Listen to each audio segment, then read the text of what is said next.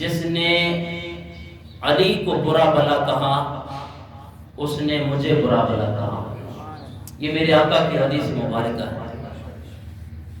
ایک دوست مجھے کہہ رہے تھے، میں پچھلے دنوں میں سیدنا حضرت ابوبکر صدیق رضی اللہ تعالیٰ عنہ کے عنوان سے کہیں پہ میں بات کر رہا تھا اور گفتگو ہو رہی تھی، تو وہاں پہ ایک دوست نے کہا کہ علامہ صاحب آپ نے کوئی الفاظ جو ہے نا وہ زیادہ متشدد استعمال کیا ہے، کہ آپ نے کہا کہ جی جو حضرت ابوبکر صدیق رضی اللہ تعالیٰ عنہ کے بارے میں بک بک کرے تو یہ الفاظ کوئی نازیبا ہے۔ میں نے کہا آپ ڈکشنری اٹھا کر دیکھیں عربی کی، یہی لفظ من سب علیہ، یہ سب علیہ سب یسب، اس کا معنی آپ ڈکشنری کے اندر جا کر دیکھیں کہ بھائی کیا بنتا ہے۔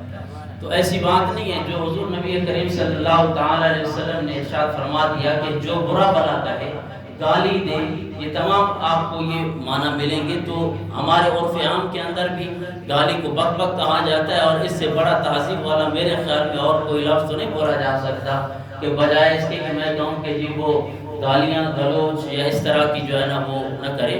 تو آقا دو جہاں صلی اللہ تعالی علیہ وسلم کی اس حدیث مبارکہ کا بھی مطلب یہ ہے کہ من سب علی، کہ جس نے علی کو برا بھلا کہا، جس نے علی المرتضی رضی اللہ تعالی عنہ کے بارے میں گالیاں گلوچ کیا، تو پھر میرے آقا نے فرمایا فقد سبنی، گویا کہ اس نے مجھے گالی دی ہے، اس نے مجھے برا بھلا کہا۔ یہ حضور نبی کریم صلی اللہ تعالی علیہ وسلم کی حضرت علی المرتضی رضی اللہ تعالی عنہ سے محبت ہے۔ اور مقام خون کے اندر جب آقا جہاں صلی اللہ تعالی علیہ وسلم حج کی سعادت کر کے آپ جب واپس تشریف لا رہے تھے، تو حضور نبی کریم صلی اللہ تعالی علیہ وسلم نے مولا علی مشکل کشا رضی اللہ تعالی عنہ کا ہاتھ مبارک یوں پکڑ کر آپ نے فرمایا من کنت مولا ہو فعلی مولا، جس کا میں مولا ہوں اس کا علی مولا، جس کا میں دوست ہوں اس کا علی دوست ہے۔ جو مجھ سے محبت کرتا ہے وہ علی سے محبت کرتا ہے، جو مجھ سے بغض کرتا ہے گویا کہ وہ علی سے بغض کرتا ہے، جو علی سے بغض کرتا ہے وہ نبی سے بغض کرتا ہے، جو علی کو گالیاں دیتا ہے گویا کہ اس نے اپنے نبی کو گالیاں دی، جو علی المرتضی رضی اللہ تعالیٰ عنہ کے بارے میں برا بھلا کہتا ہے، میرے آقا نے فرمایا کہ فقط سبانی، اس نے مجھے برا بھلا کہا، اور جو اپنے نبی کو برا بھلا کہے گا پھر اللہ اس سے ناراض ہوگا، اور جو اللہ کا عذاب اس پر نازل ہوگا وہ ہمارے بیان میں بھی نہیں۔ آج جس طرح کہ آپ دیکھ رہے ہیں کہ پورے دنیا عالم کے اندر کرونا وائرس کی اعتبار سے جناب والا ایک بات پھیلی ہوئی ہے، ایسا جناب والا ایک وہم اور اتنا جناب والا خطرناک طریقے کے ساتھ یہ ساری کی ساری وبائیں، یہ سارے کے سارے مرض ہمارے گناہوں کی سبب سے ہیں۔ حضور نبی کریم صلی اللہ تعالی علیہ وسلم نے ارشاد فرمایا کہ گناہ کے سبب اللہ تبارک و تعالی تمہارے اوپر ایسا عذاب مسلط کر دے گا کہ اس کا کوئی علاج بھی نہیں ہوگا۔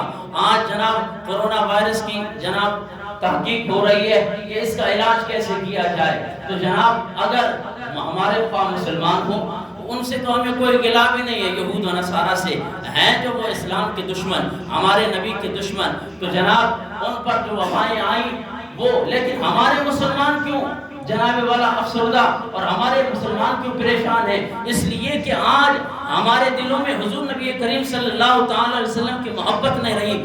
آج جگہ جگہ پہ حضور نبی کریم صلی اللہ تعالی علیہ وسلم کی گستاخی ہونے لگی ہے، صحابہ کرام کی گستاخی ہونے لگی ہے، اہل بیت کی گستاخی ہونے لگی ہے، تو پھر کرونا وائرس کے جناب والا صورت کے اندر ہمارے اوپر عذاب نہیں آئے گا رب کا تو اور کون سا آئے گا؟ آپ نے دیکھا دنیا جانتی ہے کہ آسیہ ملعونہ کو یہاں سے جناب والا رہائی دی گئی، اور پھر جا کر ملک پیرس کے اندر اب نیا تقریباً 2 دنوں کی بات ہے کہ جناب اسے ملک پیرس نے ان کو ایوارڈ دے دیا ہے اور وہ ان کا شکریہ ادا کر رہی ہے۔ جب مسلمانوں کے اندر اتنی غیرت نہیں باقی رہے گی کہ جو اپنے نبی کی تحفظ کا، اپنے نبی کی ناموس کی حفاظت کر سکے، صحابہ کی ناموس کی حفاظت کر سکے، اہل بیت کی جناب والا اس کی ناموس کی حفاظت کر سکے، تو پھر اللہ کی طرف سے عذاب تو آنا ہے۔ پھر جناب پریشان ہے کیوں؟ اللہ تبارک و تعالی نے قرآن میں ہر بیماری کا علاج رکھا ہے۔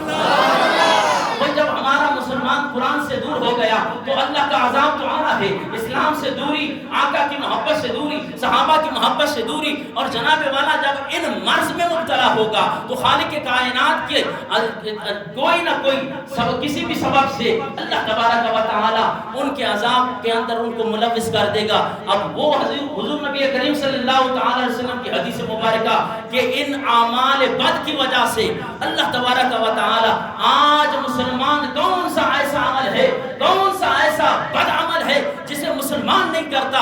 بنی اسرائیل کے اندر جتنے گناہ ہوتے تھے ان سے بڑھ کر آج حضور نبی کریم صلی اللہ تعالی علیہ وسلم کا امتی کر رہا ہے۔ اور پھر جناب والا یہ آج اگر ہماری شکلیں نہیں بدل رہی نا، یہ بھی صدقہ ہے آقا تو جہاں صلی اللہ تعالی وسلم۔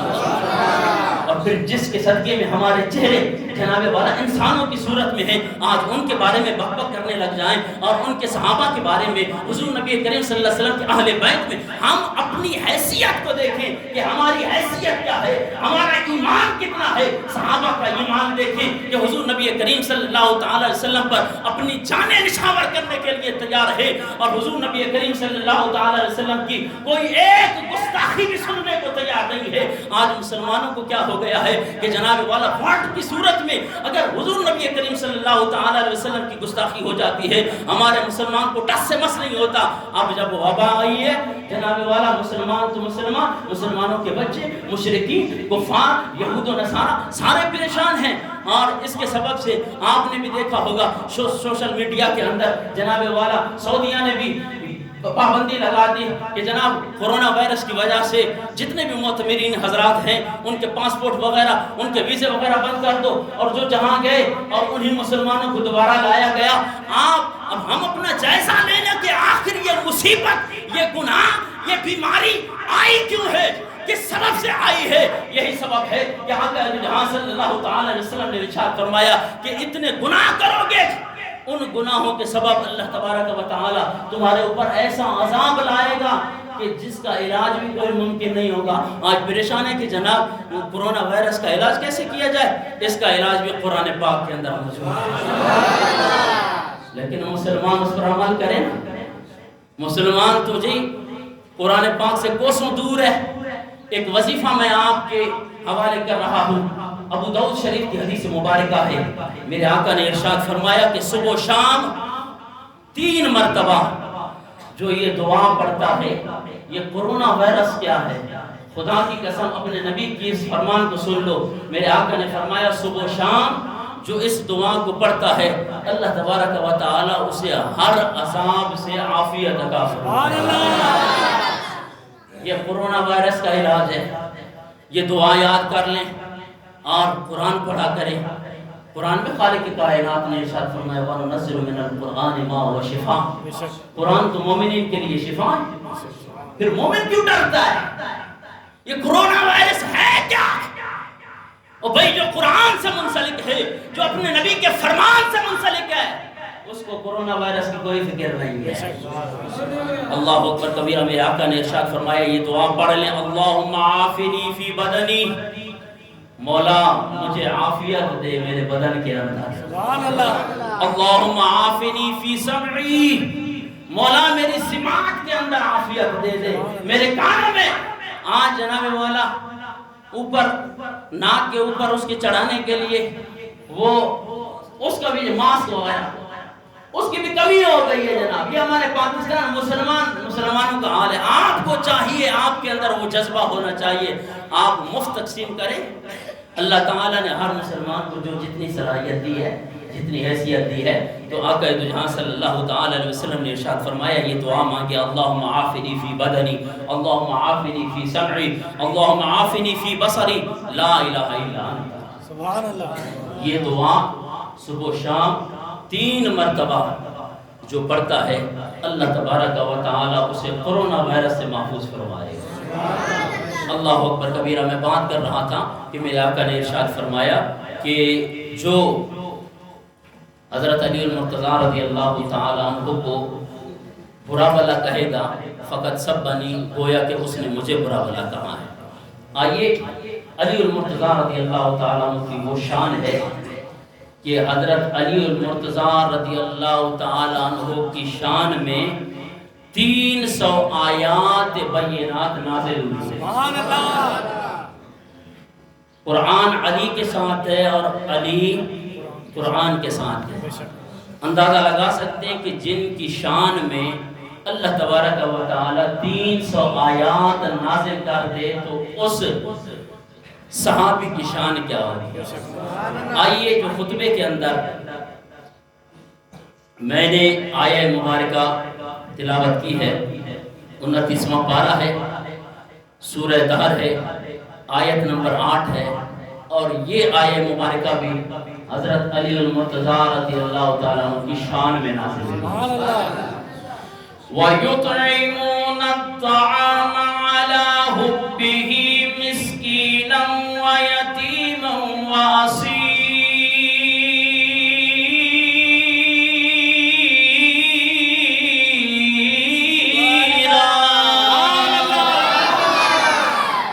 عزیزان محترم، اس آیہ مبارکہ کا شان نزول یہ ہے کہ حضرت علی المرتضیٰ رضی اللہ تعالی عنہ نے ایک مرتبہ یہ منت مانی کہ حضرت حسنین کریمین رضی اللہ تعالی عنہما، حضرت امام حسن اور امام حسین رضی اللہ تعالی عنہ بیمار ہو گئی۔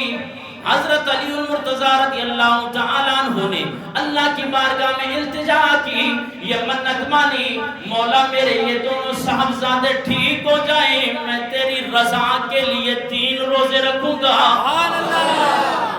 آج ہمارا طور طریقہ کیسا ہے، ہماری منتیں کیسی ہیں، ہم کیسے منتیں مانتے ہیں، یہ صحابہ کرام سے عزیزان محترم آج لغویات کی کوئی منت کی حیثیت نہیں ہے۔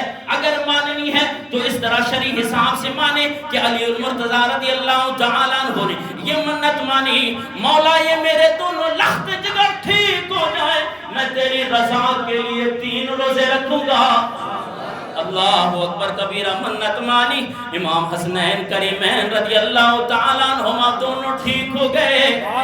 اب علی المرتضیٰ رضی اللہ تعالیٰ عنہ نے پہلا روزہ رکھا، اللہ اکبر کبیرہ، روزہ رکھا، افطاری کا وقت قریب آیا، کھانا سامنے لگا ہوا ہے، روٹیاں سامنے رکھی ہے، دسترخوان سامنے ہے، اللہ اکبر کبیرہ، دروازے پہ دستک ہوئی، آواز آئی، او نبی کے گھر والوں، میں مسکین ہوں، میں بھوکا ہوں، کافی دنوں سے میں نے کھانا نہیں کھایا، اللہ کی رضا کے لیے مجھے کھانا کھلاؤ۔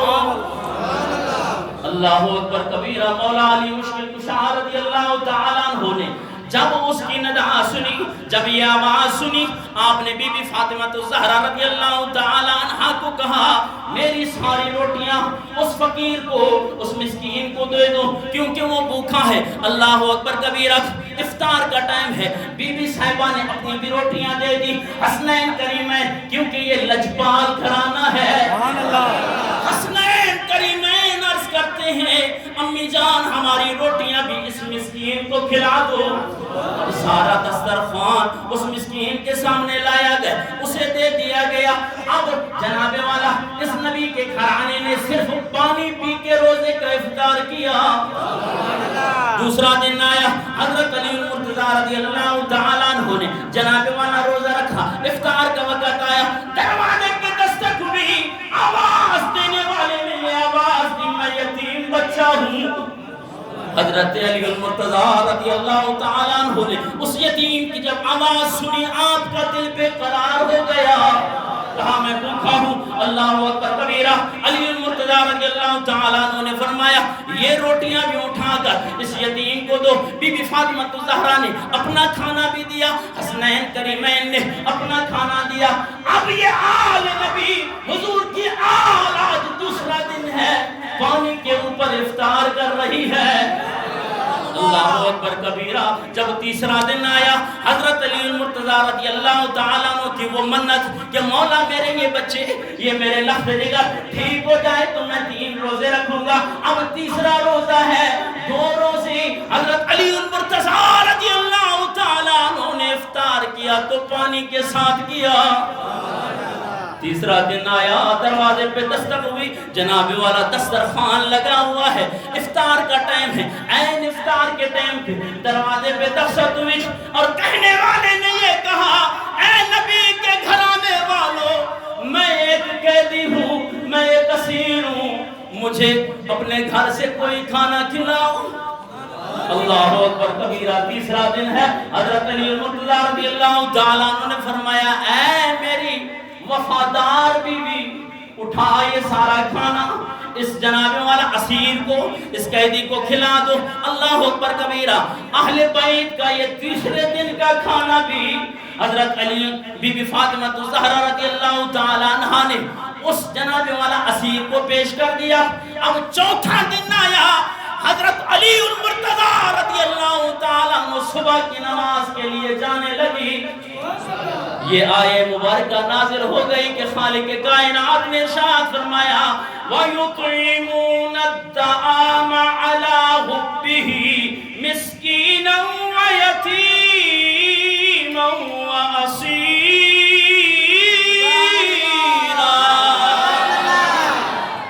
کہ کیا شان ہے ایسے حباب کی جو اللہ کی رضا کے لیے مسکین اور یتیم اور قیدی کو کھانا کھلاتے ہیں۔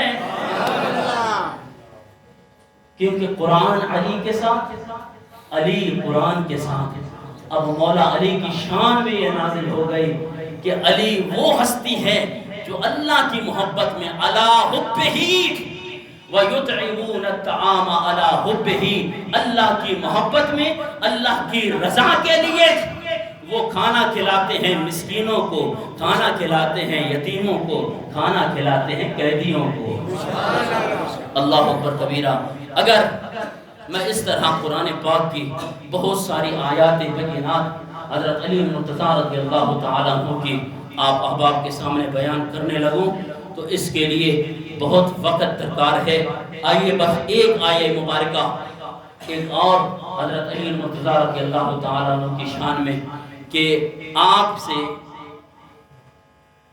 ایک یہود و نصارہ کفار بیٹھے ہوئے تھے، بڑے بڑے کفار، تو ان کے پاس ایک سائل بھیک مانگنے والا گیا کہ ہمیں اللہ کے نام پہ مجھے کچھ دے دو۔ انہوں نے تنزیہ طور پر تمسخر کرتے ہوئے، مذاق کرتے ہوئے کہا، جاؤ نا وہ علی کے پاس، وہ آپ کو بہت کچھ دیں گے۔ اللہ اکبر کبیرہ۔ بظاہر صحابہ کی زندگی اگر آپ اٹھا کر دیکھیں کہ ایسے لگتا ہے کہ جناب والا ان کے پاس کچھ نہیں ہے، لیکن خدا کی قسم شان یہ ہے اگر وہ چاہیں تو پہاڑ کو بھی سونا بنا سکتے ہیں۔ حضرت علی المرتضی رضی اللہ تعالیٰ عنہ کے پاس وہ سائل آیا اور عرض کرنے لگا، حضور مجھے کچھ عنایت فرمائیے، میں غریب ہوں، میں مسکین ہوں۔ اللہ اکبر کبیرہ۔ حضرت علی المرتضی رضی اللہ تعالیٰ عنہ نے ایمان کی فراست سے اس بات کو جان لیا کہ اب کفار اس بات کا تمسخر اڑا رہے ہیں، اس بات کا مذاق اڑا رہے ہیں کہ آج علی اسے کیا عطا کرے گا۔ اللہ اکبر کبیرہ۔ اس سائل کو کہا، میں آپ کو خالی نہیں لوٹاؤں گا، ہاتھ پھیلاؤ۔ اس سائل نے یوں ہاتھ پھیلائے، علی المرتضی رضی اللہ تعالیٰ عنہ نے 10 مرتبہ حضور نبی کریم صلی اللہ علیہ وسلم پر درود شریف پڑھ کر یوں پھونک لگائی اور اس سائل سے کہا، اب مٹھی کو بند کر لو، اور یہ مٹھی جا کر ان کفار کے سامنے کھولو۔ سبحان اللہ۔ اللہ اکبر کبیرہ۔ دیکھیں بظاہر حضرت علی المرتضی رضی اللہ تعالیٰ عنہ آپ درود شریف پڑھ رہے ہیں، درود شریف پڑھ کے اس مٹھی پہ دم کر دیا۔ جب اس سائل نے اللہ اکبر کبیرہ ان کفار کے سامنے گیا نا تو کہا، جی علی نے کیا دیا؟ کہا علی نے یہ دیا ہے، یوں ہاتھ پھیلائے تو سونے ہیرے اور جواہرات وہاں سے نکل پڑے۔ سبحان اللہ۔ تو یہ ہے علی المرتضی رضی اللہ تعالیٰ عنہ۔ اور اسی طرح ایک اور روایت آتی ہے کہ جب آپ نماز کی حالت میں تھے، قیام کی حالت میں، رکوع کی حالت میں تھے، ایک سائل نے آ کے سوال کیا کہ میں بڑا غریب ہوں، مجھے کچھ عطا کیجئے۔ اللہ اکبر کبیرہ۔ رکوع کی حالت میں حضرت علی المرتضی رضی اللہ تعالیٰ عنہ کو جو انگوٹھی کھڑی تھی، آپ نے یوں اسے جھٹکا دیا اور وہ انگوٹھی گری، وہ سائل اٹھا کر چلا گیا، اس کو خالق کائنات نے قرآن بنا دیا۔ انما ولیکم اللہ ورسولہ والذین آمنوا الذین یقیمون الصلاة ویؤتون الزکاة وهم راکعون۔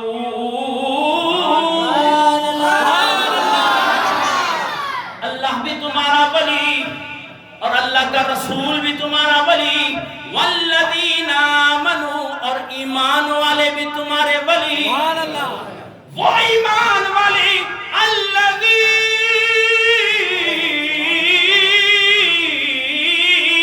یقیمون الصلاۃ، وہ ایمان والے تمہارے ولی ہیں، وہ ایمان والے تمہارے مددگار ہیں جو نماز کو قائم کرتے ہیں، وَيُؤْتُونَ الزَّكَاةَ اور زکوٰۃ بھی ادا کرتے ہیں، وَهُمْ راکعون۔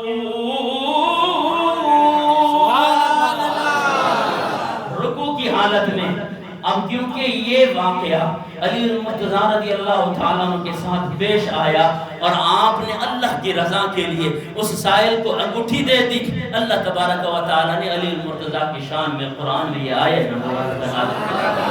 دعا ہے کہ خالق کائنات ہمیں تمام صحابہ کرام سے سچی محبت نصیب فرمائے۔ وما علیہ الا البلاغ۔